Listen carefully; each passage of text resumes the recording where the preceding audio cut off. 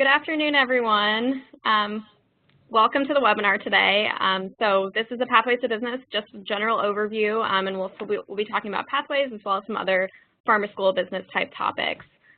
Before we get started with the actual content of the webinar, I did want to introduce myself. So my name is Victoria Masney. I also go by Vic, so please feel free to call me Vic. I'm the Assistant Director for Pathways to Business and also the liaison to the Pharma School of Business here in the Career Center. Just a little bit of my personal background. So I did my undergraduate work at Xavier University in Cincinnati, got my BS in accountancy as well as my MBA also from Xavier. And then I went on to pursue a master's in student affairs and higher education here at Miami University. So I am a proud alum and then stayed here to work full time, so I definitely love Miami. Also, I'm what we in the industry call a career changer. I actually, as you can see from my educational background, started out as an accountant, worked in public accounting for 2 years. I worked at a firm called BKD, so it's a smaller public accounting firm. Decided kind of later on in my college career as well as in my first job that accounting wasn't exactly what I wanted to do. So I did some networking, talked with some people, and then actually found myself in higher ed. So that's a little bit about me, a little bit about where I'm at and kind of my role at the university as well. Okay, so moving on into the content of the webinar. So here's a quick agenda for you all. First, I'll do an introduction to P2B, which is Pathways to Business, as well as fall programming, so some of the things that we have lined up for this fall semester, as well as things that are possibly coming down the pike. Also an introduction to the Digital Innovation Program, an internship program, and then just a quick wrap up and recap of some of the things that we've talked about. So first things first, I kind of want to talk a little bit about the new age college to career. So the first picture that we have up here is a mentality of the past career model. So when I talk with students about careers, when I talk to them about their majors, I tend to use a maze analogy. So what that means is the first photo, as you can see, it's kind of just bulldozing through a maze, which, as you all know, that's not how you get to the end of a maze or to the other side. I like to equate careers in a very similar way. So you don't just kind of have a straight linear path. There's not just essentially one major that's going to equal one career.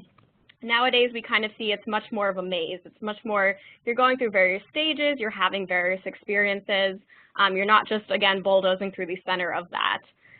So as we see in the second photo, it's really your college major, leadership experiences, internship experiences. Also, within internships, we talk about experiential learning. So any kind of research experiences your students are having on campus, any time of part-time jobs as well, those are all really great experiences that are going to launch them into successful careers. So kind of where does this tie into Pathways to Business? So for the programs that I'm structuring this semester, I'm really trying to focus on that, that major does not necessarily equal your path. It doesn't mean that, you'll be a strategic communication major. It does not necessarily mean that you will work in advertising or communications, really helping students see that there are multiple pathways. So through this program, I've designed what I call the 4 Ps of pathways. So this is pathway exploration, which is exploring different pathways, learning from different people's experiences, chatting with alumni, seeing what they have done with their career as well as their major. The second P is personal and professional skill enhancement and translation. So oftentimes when talking with employers, I tend to ask them, what are the top things that you really want graduates to come out of college having? And a lot of the times they say, we really want them to be able to translate their skills. We want to see if they can take their major, take their leadership experiences, their internships, and show us how that's going to benefit us as an employer. The third P is professional network development.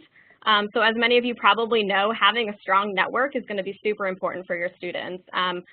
Obviously, knowing that not all students come in with a strong network, so we at the Career Center try to encourage them and help them develop that network through the connections that we have, through alumni, through various events and programs that we host on campus. Also, when I meet with students, I tell them you can't just apply to jobs anymore. You can't just throw out 100 applications and hope one sticks. It's really about getting to know people, doing that networking, even from your very first year, just talking to people and getting to know them. And then the fourth P of Pathways is presenting your brand.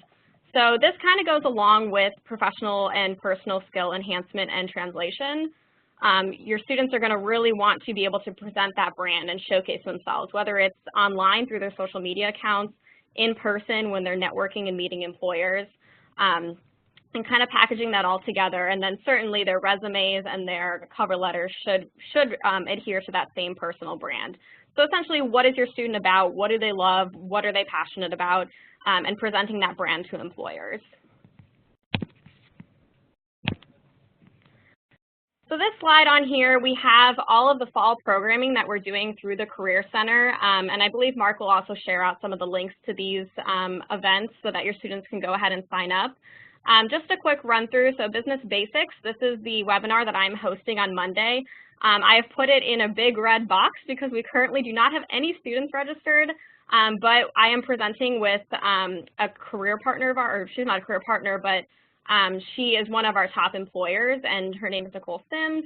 She's a talent acquisition manager at Enterprise, so she's got really great experience and knowledge. She actually teaches a professional development course at the University of Cincinnati.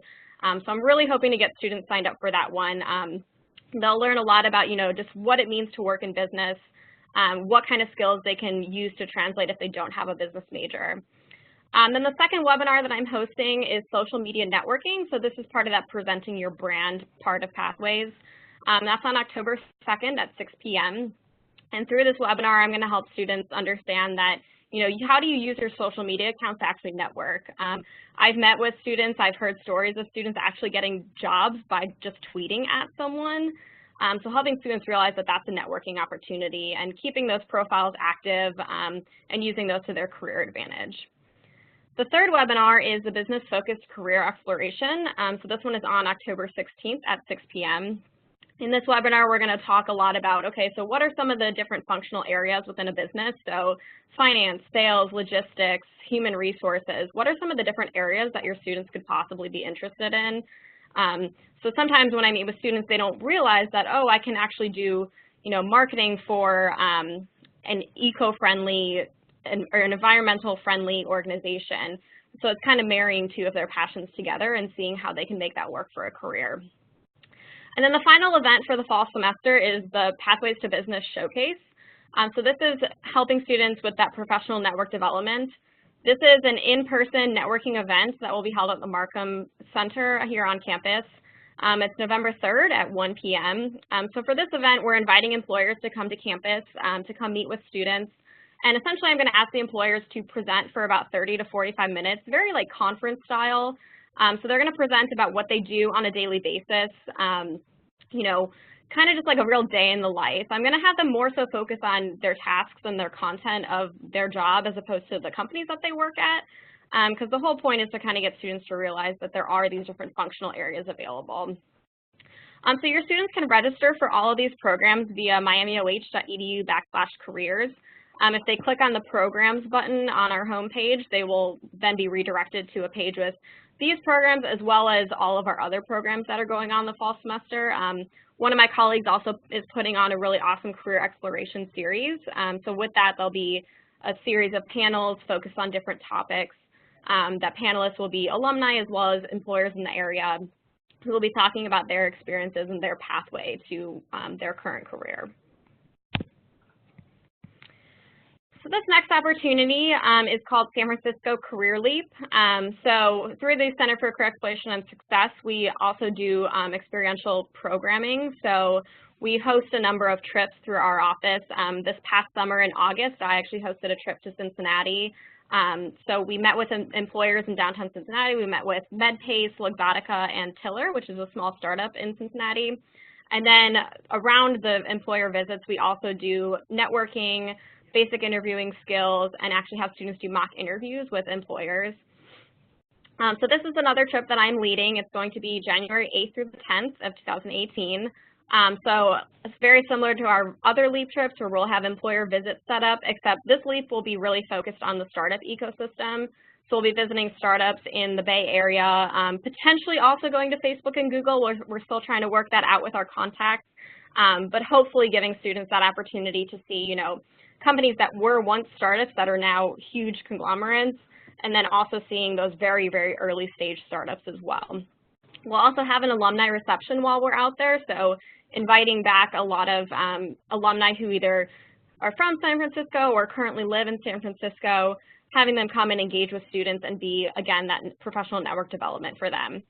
The trip cost is $300, but we do offer need-based funding as available, so just have your student reach out to us if they do need funding. I believe we run that through financial aid to determine if funding is available.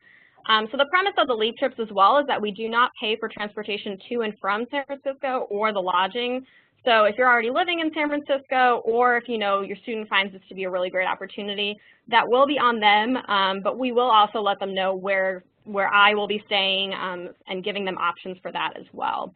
While we're actually in San Francisco, all of the transportation will be provided. Most of the meals will be covered as well, so we typically try and get employers to host lunches and have receptions with our students. So Mark actually just asked a good question. So LEAP is not restricted to Farmer School of Business students. It is open to any student, any major, any class year. So essentially it's mostly for students who are still exploring, but yes, it is certainly open to any student, not restricted to FSB only. So this next program is the Digital Innovation Program. So this program is not run through the Career Center. However, we help a lot with this programming through the Startup Miami OH initiative. So the Cincinnati region has a very big startup ecosystem that Miami is very proud to be a part of. We actually co-sponsor a space in downtown Cincinnati that is host to several startup businesses, as well as Centrifuge, which is one of the largest incubators of startups. So we bring students down there. I think there's an entrepreneurship class that's actually hosted down there during the spring semester. So really getting students ingrained in this startup culture. So the Digital Innovation Program, again, is open to all students of every year, to juniors and seniors of all majors. So essentially this is an internship/academic program. The program is offered in San Francisco as well as Cincinnati. We have two digital innovation centers. One is in San Fran and one is here in Cincinnati.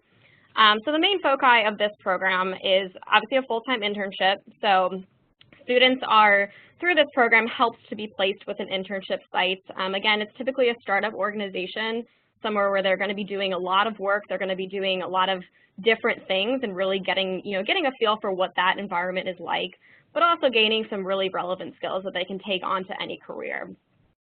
They also host a number of networking events. And then they also take the Entrepreneurship 101 course through this program, and I do some presentations in that program as well.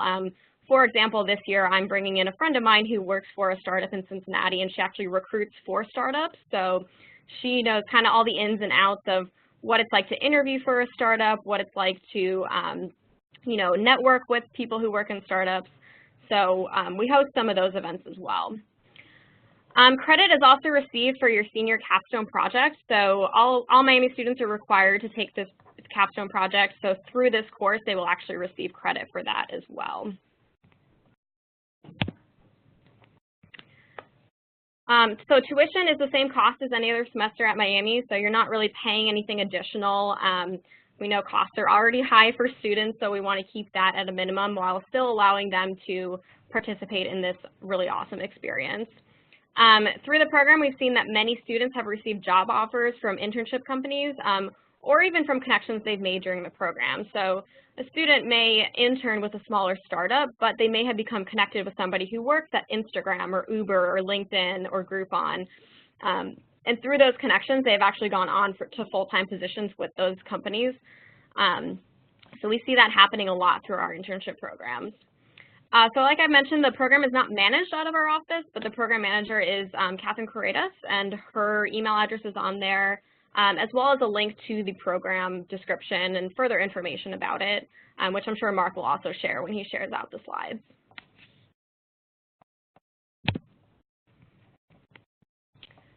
Okay, so one thing that I talk about a lot with students is this idea of skill translation.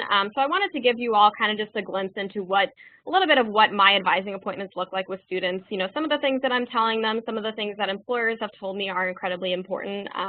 So really knowing what some of those sought after skills are from employers. So every year, the National Association for Colleges and Employers, or NACE, does a survey with employers throughout the country, and they ask them things like, what are some of the skills that you seek in employees after graduation, and what are some of the main things that you really look for? So oftentimes people think that the main skills that are looked for are, those really technical skills or those hard skills, which isn't necessarily the case. Actually, these 4 skills, and I apologize, the first one can't really see it very much, but it says teamwork ability. So these 4 skills are the top 4 skills that employers have looked for in recent graduates. So teamwork ability, communication, problem solving, as well as flexibility and adaptability. So as you can all see, none of them are really like those business-specific skills. They're skills that students can gain outside of business schools, actually gain outside of the classroom. So when talking with students, I ask them to think about, okay, what are the things that you're learning in class? But more importantly, what are some of the things that you're learning in your extracurriculars or your outside involvement? So we talk a lot about being involved in clubs and organizations, not only for a social reason, but also for how is this going to relate to your career someday, and what are some of those things that you're gaining from that? Problem solving is huge. I talk with a lot of employers who say that's the #1 thing. We want to know that someone is able to solve a problem, but also that they are someone who is teachable. So for a lot of employers, and as a lot of you I'm sure know, once you graduated college, you went into the workforce and things were probably a lot different than what you learned in college. So yes, the skills that you learn in college are very important, but also a company is typically going to teach you their way, typically going to want to make sure that you're somebody who is constantly learning. So that concept of being a lifelong learner is also something I talk with students a lot. And then also for students who are not in the business school, sometimes it takes a little bit more to explain to employers, oh, I'm a strategic communications major, but I have the exact same skills as a marketing major. We're seeing that employers more and more are starting to understand those skills and see that skill translation. But for students who are not in the pharma school of business, I highlight that for them a lot. I say, you have to connect the dots for them as much as possible, because as much as you can explain your degree and explain how your skills relate, the easier it is for them to be able to see it and to want to hire you. So these 4 skills, again, the association is the National Association of Colleges and Employers. So if anyone is wanting to look that up further, I think they do something like 30 different skills that they look for. So really great information there as well.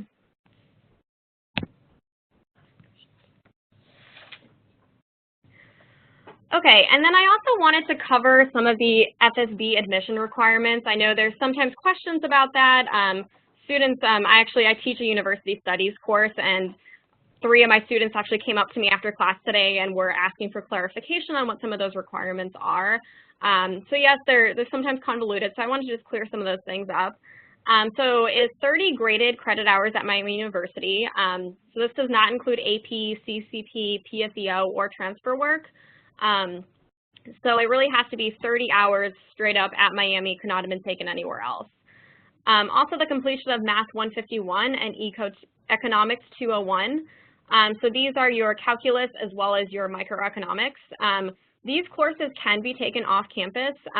We typically recommend students use transferology.com to verify course equivalencies, but also meeting with an academic advisor is probably going to be the student's best bet, just to be sure before they take that class off campus that it will actually transfer.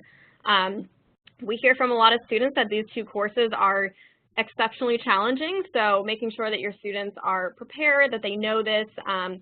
If they need any tutoring, we do have, tutoring available through our Vanilla Learning Center. So making sure that students are just really, really ready for these classes. They will also need a 3.5 GPA in the Miami Plan Foundation business courses. So this is kind of where it gets a little tricky because it does differ from the overall GPA. There are certain courses that do not count towards the Pharma School of Business GPA. So for example, a student who took Educational Leadership 100 or Spanish 101, that would apply to the 30 graded hours at Miami University, but they would not apply to the GPA for admission because they are not Miami Plan Foundation or business courses. So again, making sure that the students are meeting with advisors. What I want to stress mostly too is that a student who is not in the Pharma School of Business can still meet with an advisor in FSB. Those advisors can actually run a university studies what-if degree audit report. So for any student who is seeking admission to FSB, this degree audit report can be used to show the GPA that they would need, kind of where they're at with their courses, what courses they might still need to take. And I actually just spoke with the advisors over there this morning, and they asked me to really highlight that non-business students can always meet with an FSB advisor Monday through Friday from 1:30 to 4 p.m. during drop-in advising. And this is located at 1022 Farmer School of Business. So if you're giving your student directions, just tell them walk straight into the front of Farmer School of Business and keep going straight. The office is right there in the center. And then they can just walk in and say, I'm here for drop-in advising. And they will meet with a qualified FSB academic advisor, and we'll be able to kind of go through the steps that they need to get this taken care of and hopefully gain admission. So that is all that I have for today. I know we have some questions, so we'll take some time to answer. But before that, I also wanted to first thank you all for joining us. We love working with your students. I know personally, my favorite thing about my job is just seeing how inspiring they are. I look at resumes a lot, and I'm just blown away by the things your students are doing. So really awesome to work here. Also, just to let you all know that these are our social media accounts. So encourage your students to follow them. We do post whenever we have events going on campus, whenever we have different employers coming to campus, we'll post that on here. One media account that I will highlight is our Snapchat. So we allow employers to take over our Snapchat, which essentially means that we just give them the password for a day, and they do a day in the life at their company. So I'm sure most of your students are already on Snapchat, already following various stories. So adding this one to their list is really just like a low-level way for them to explore different careers. So it'll typically be recruiters or alumni, or even just like other people at the business. We've had, the CEO take over the Snapchat and talk about his company or her company, or, talk about some things that they like or where they've gone in their pathway. If they're Miami alums, typically they like to talk about their college experience and things that they did while they were in college. So we highly encourage students to take part in that as well. Also, small plug, we also have Career Fair coming up tomorrow, September 13th, from 1 to 5:30 p.m. So if your students are attending, or if they're not attending, make sure they do. If they're first-year students, we do have a first-year friendly tour. So oftentimes we'll see that employers are typically more interested in juniors and seniors just by nature of internships and jobs. However, we do have a tour offered by our career assistants that will actually take the students around, show them, the ins and outs of Career Fair, and also talk a little bit about, okay, so what would you say to a recruiter? Also, if recruiters have kind of a downtime, they will speak with students, give them some encouragement as well. We find this to be especially helpful because when you're a first-year or second-year student, you're not necessarily as much pressure to get a job or an internship. However, Career Fair can be really overwhelming. So taking a year or 2 years to, just kind of walk through it, figure out a game plan will really benefit them when they're going in to find jobs and internships. Okay, so we have a few questions coming in. Let's see. So the first one is for students not in FSB wanting to go into business. What are the 3 things you recommend they do, or 3 pieces of advice? So number 1, I would say have them talk to people. So informational interviewing is a concept that I always recommend. So essentially what informational interviewing is they find somebody who's in a field that they're really interested in, or as a Miami alum, someone who has a little bit of experience that they can talk to about what they do and how they got there. I think through this, students will find pathways that they didn't even know existed. They'll probably also connect with employers and alumni and other professionals who may have been the exact same major as them and at that time didn't know where they were going with their career either, but somehow found a pathway. What I always like to tell students is no one ever got to where they are on their own, so not being shy about asking for help or reaching out to other people. Second thing I would recommend is having them start early with their career search. So if they have narrowed down a location they want to live in, or even a few companies that they're interested in, have them start now connecting with those companies, whether it's connecting with the recruiters or connecting with other people who work at the company, really getting a feel for, okay, like, how do I make this connection come out and about? Number 3 is come visit us in the Career Center. So the sooner we know your plans, the sooner we know how we can help, the better we can help. So I meet with far too many seniors that are graduating that say, help, I need a job. And my first question to them is, where have you been the past 4 years? But we offer a lot of really great programs through our office, as well as tailored one-on-one career coaching. It's personally my favorite part of my job, so I always tell students that all the way from help, I have no idea what I want to do with my life, to I know the specific company I want to work for, how do I get to work there? We can help work through all of that information.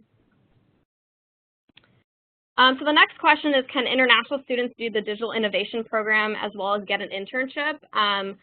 So I am not too well versed on this topic. However, I do believe it is possible. We have seen international students get internships. We have seen them go through the Digital Innovation Program. I will say with a caveat, though, it is a little bit more difficult just by the nature of the workforce in the United States. What I typically recommend to international students is to really do a dual search. So yes, search in the United States and make those connections just as any other student would do. But also consider, careers abroad or careers back home. I also just met with a student yesterday who is now considering getting citizenship in Canada to kind of pursue that route as well. So I think, again, the sooner the better. The more you can talk to people, the better off your student will be. And then the next question is, can an engineering first-year student do San Francisco LEAP? Any prereqs or any additional information? So the answer to the first question is yes, absolutely. Any major, any year can do our San Francisco LEAP trip. And that is also same with all of our LEAP trips. So we're also running one to Washington, D.C. I believe that one is the week after my trip. But absolutely, any of the programs in our office are typically open to all students. There are no prerequisites, nothing that the student will have to do prior to the start of the program. So the program technically starts on the 8th, and then we will have like a pre-trip workshop that they'll have to do. Again, it's not graded or anything, it's just kind of things to prepare them for. So we'll do basic interviewing skills, we'll talk about networking since they will be networking a lot out there. Some things that they should just note about, sometimes it's the first time that students have visited employers, so they might not exactly know, okay, what do I ask them or what do I want to know? So we'll go through that, and that will all be done online through a Canvas site since it is over the January term. So they will have that additional experience, but it's definitely not a prerequisite or anything that's typically required. Okay. So the next question is, how does the FSB GPA requirement work for classes students have placed out of? So this question would probably have to be directed to an academic advisor. I do not believe that AP credits, I believe, only count for the math and the economics course. But I would encourage your student to meet with an academic advisor in Farmer.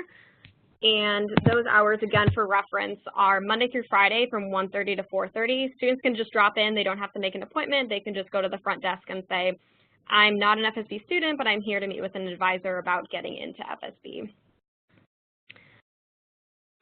And then, can a student manage double majors in FSB and CAS?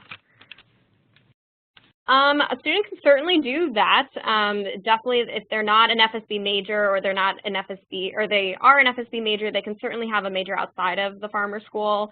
We typically also recommend having minors within the business school. So if they're a CAS major, they can have a minor as well. Those are, the requirements are a little bit different. I don't believe that they have to meet all the FSB admission requirements to have a minor. So sometimes that's a great route to go as well because the criteria aren't as stringent. Let's see. Okay, so I think that answered that question. And then the next one is, when is the best time to seek summer internships? Now is the time. With that said, I mean, recruiters are recruiting all throughout the year. Fall is definitely the higher recruiting time. We have employers in our office, actually starting tomorrow they will be in our office. But I would say the sooner the better, with that also knowing that our spring internship and career expo, which is on February 22nd, 2018 this year, that will be a little bit more internship focused. So If your student is a sophomore or junior, certainly they can hold off a little bit, but I would definitely recommend going to career fair, definitely checking out some of the employer programs that we have going on. If your student's an accounting student or thinking of going that route, accounting internships pretty much are done being placed by October. So I would highly encourage doing that now. And again, different industries have different timelines, but definitely the sooner the better. And then some general tips for first-year business majors. I think just talking with people is typically my best recommendation. Also thinking about the things that they're doing as well. So a lot of your students, I'm sure, are not just doing classes. They're probably doing fraternities, sororities, other social organizations, volunteer experiences, research with a professor. So what I typically recommend to first-year students is start tracking all the things they're doing and really thinking about how that's relating to a career someday. So one, they're going to need that when they start writing their resumes, but also when they're engaging with employers. Employers are going to be super interested in what they're doing, and being able to talk about that in a thoughtful way and being able to convey that experience and parlay it into a career is going to only help them. So what I typically recommend to first years is using that first year status as well. So what I say to students is, it's totally okay to say to an alumni or an employer, I'm a first year student, I'm very interested in your career, I'm exploring, I'm just trying to figure out what I want. No one expects first year students or college students for that matter to have it all together and know exactly what they want to do. So as much as they, just explore and ask and talk, talking with their professors as well, I think is super helpful. Professors are generally very, very well connected. A lot of them have worked in industry before, so getting to know those professors, so then when it comes to the time for internships and jobs, those people can actually, reach out to your student and say, hey, I remember you talked about really wanting to work in human resources. This opportunity at my company came up. I want you to apply for it. So again, it's not necessarily just apply to a bunch of places and see what sticks anymore. It's really about getting yourself out there and networking.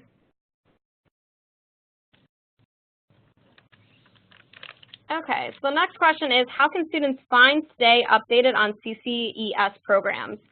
So the Center for Career Exploration and Success is that acronym. So students can find those programs through a variety of ways. Number one is definitely our website. So website is updated all the time. It's miamioh.edu/careers. Definitely all of our programs will be on there. We do also have a newsletter that is sent out to students weekly. It's through a platform called Circle, and your students should have received an initial email about it. Everyone is automatically signed up for it, but your student can opt out of it, or your student can also, the great thing about Circle is that students can tailor it for the things that they're interested in. So say I'm an information systems major, and I'm strictly only interested in tech articles or tech programs, then I can tailor my Circle to just give me information about that. So your students can do the exact same thing. So they can find out through our website, through the newsletter that we send out every week. We also have a physical program guide. So every semester we create, it's like one of those trifold pamphlets. So we have those available in our office. And so for those of you who might not know, we actually did switch locations. We are now in the Armstrong Student Center. So we used to be way over on Western and Hoyt Hall, which was very far, and to be quite honest, students didn't really come visit us. But now, and I just presented to a classroom last night, and I said, there's no excuse for you not to come see us anymore because we're in the Student Center. We know that you're always in the Student Center, so just coming down and seeing us definitely is a great place to start. Having them meet with their career advisor, so explicitly saying, I'm looking to get involved. What are some of the programs that I can get involved in? And then also through Handshake. So Handshake is our career management software. We had CareerLink in the past, but have just migrated to a new system this year. Very similar to CareerLink, but just a little bit more updated and more intuitive. But all of our events will be posted on there as well. Employers typically will post their events too. So when employers come to campus and, either come to FSB or come to our space or come, at another location on campus, some of them do off-campus things as well. They will post those events through Handshake. And then the next question was a little bit related as well. So where could you find the schedules for all of the LEAP trips? This is also on our website in the Programs tab. Oh, sorry. So if you go to miamih.edu/careers and click on that little programs button, that'll take you to the page that has all of the programs listed. And the registration links for some of those have not been made live yet, but look out for those coming soon. Those will be posted on that page, as well as through Circle articles. And then I also do additional pushes through faculty members, so I'll send all those links to faculty members and encourage their students to sign up as well.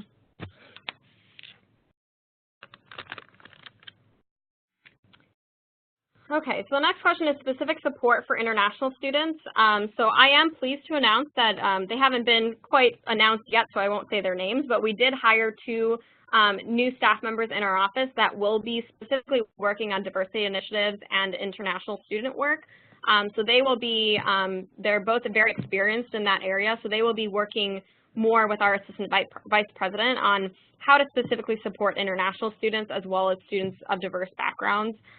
So we do recognize that that is, a population that we sometimes struggle to support. Just a lot of it is because of the nature of H-1B visas in this country, as well as, making sure that we're connecting those students to other resources as well. Aside from that, we do classroom presentations just like we do for all students. So definitely encouraging international students to partake in the career development programming that we have, the career exploration, certainly networking, meeting employers. I always tell students, sometimes one employer might not be able to offer you the experience that you want, but you never know who they know. Typically, a lot of recruiters know the same people. So you might be talking with one employer and they might say, oh, we don't have the capacity to support international students, but my best friend is a recruiter for P&G and I know that they have positions open. Let me refer you to them. So again, you never know who you can talk to. You never know who knows who. So I think that's a really great support system as well. So the ideal time for an internship, junior year or typically earlier. So junior year for sure is definitely the high time for interns. Employers typically look mostly at juniors for interns, but we certainly have had sophomores develop internships as well. A lot of those are more like self-created, self-sustained internships through networks or through any kind of experience days. So definitely junior year is the best time for interns. Again, accounting students, sometimes it's a little bit different. A lot of accounting students will opt to take a January through April semester off to do a busy season internship. Definitely highly recommend that. I did that as a college student, and I found it invaluable to my career. But also a lot of companies offer experience days or experience leadership weeks. So those are typically catered towards freshmen and sophomores. So what those experience days are is they will actually bring students onto their campus for, 2 days, 3 days, and kind of give them a tour of the place, give them an overview of what the company does, have them meet key individuals in the company as well as alumni, really giving them like an inside look into the company. And then for the next summer, they actually usually pull interns from that program. I actually just met a student who did a summer experience, so he's an incoming junior, but this summer he did a summer experience his sophomore summer, and he actually was already offered an internship for next summer. So in July of 2017, he already has an internship lined up for June of 2018. And those can all be found through Handshake as well. So employers will post those just as they post jobs or internship opportunities. They'll post those as well. The next question is foreign language requirements for FSB. Again, I don't know the exact answer to this, but I do believe that if it's not part of the Miami plan, it's not considered for that GPA requirement. But again, I would highly recommend the student meet with an academic advisor. And I think those are all the questions that we had come in. Unless there are any last minute, I'm happy to answer those as well.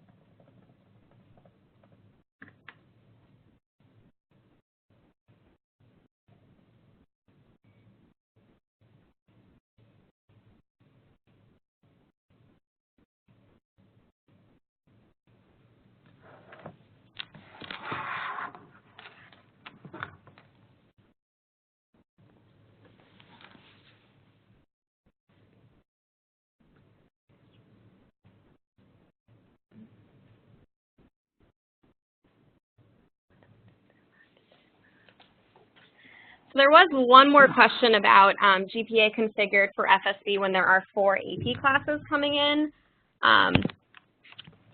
To my understanding, those hours are not included in the GPA calculation, or it's not included in the 30 graded credit hours. So I believe that it would not count towards that unless it's a math or an economics course that would meet the Math 151 or Economics 201. Again, meet with an academic advisor during those drop-in hours because they will give you the definite for sure answer. I don't want to misquote here either.